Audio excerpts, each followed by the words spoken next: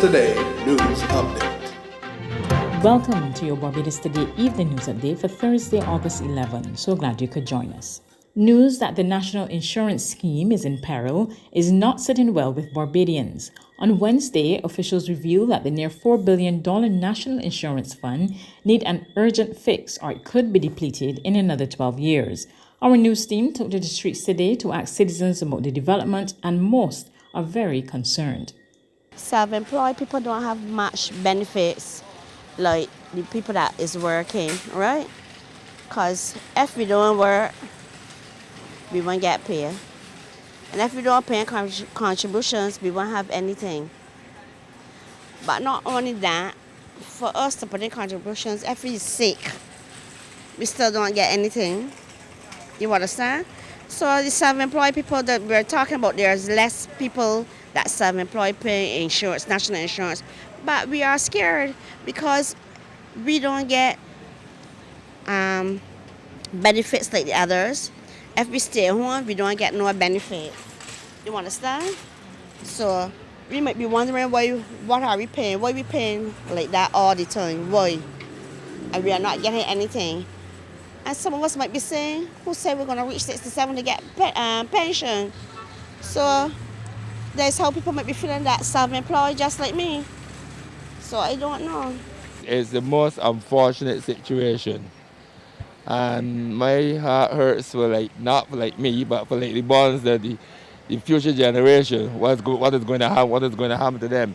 Because if we keep going down this path, then God help us.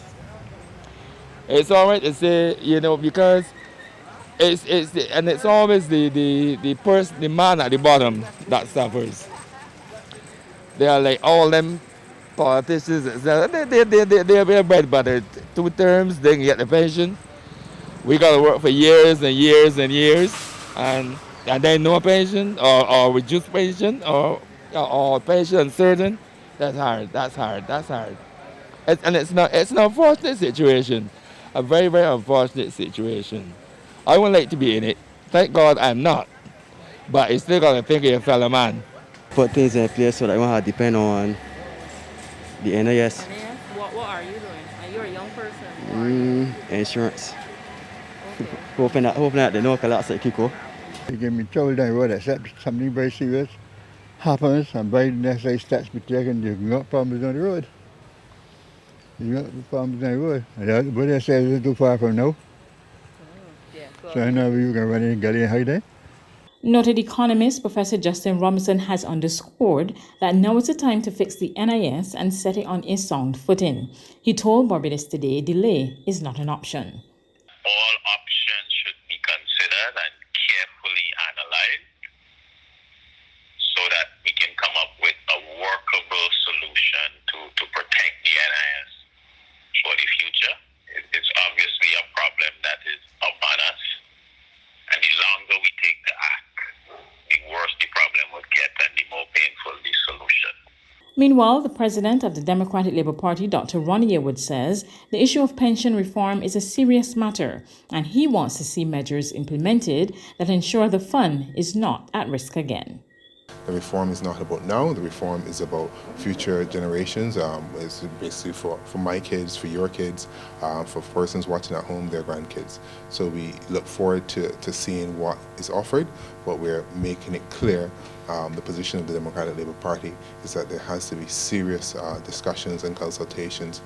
This cannot be a theatre, and we are willing to engage and work with all parties who are obviously looking to do the best for Barbadians when it comes to pension reform. In other news, students awaiting results from the Caribbean Examinations Council will be able to access their grades online by September 5. In a statement this evening, CXC says regional ministries of education will receive the preliminary results on Thursday, September 1 to review and provide feedback as necessary in preparation for a joint meeting of ministries on September 2. CXC added that it is working assiduously at completing the marking and grading process for the timely release of this year's exam results. Barbados is now at the center of a coordinated disaster response for the region. It's a new home for the first of its kind Caribbean Regional Logistics Hub and Center of Excellence, officially launched here yesterday. Minister of Home Affairs and Information Wilfred Abrams says when completed, the facility will serve as an important logistical launching point for the Caribbean when disasters hit. The food and supplies will be distributed to countries in the region in circumstances where there has been an impact from a major natural disaster or where an emergency situation has arisen. The proposed state-of-the-art facility will consist of 3 zones, responsible for training and response, storage and operations, and surge capacity. The 2,500 square meter warehouse is designed to maximize flexibility and to provide open space for multifunction use. The facility will be temperature controlled with racking systems for efficient logistics with interface warehouse management and customs operations. You should note that the design of the training facility will focus on the efficient and effective use of space, and the large open floor plan will be divided into separate meeting rooms overlooking the warehouse. The facility will be designed with emergency response and flexibility as a priority, with provision also allocated for administrative and management services. Prime Minister Mia Mottley has also fully endorsed the logistics hub and centre of excellence. She also reiterated calls for world leaders to take immediate action to avoid the dire consequences of climate change.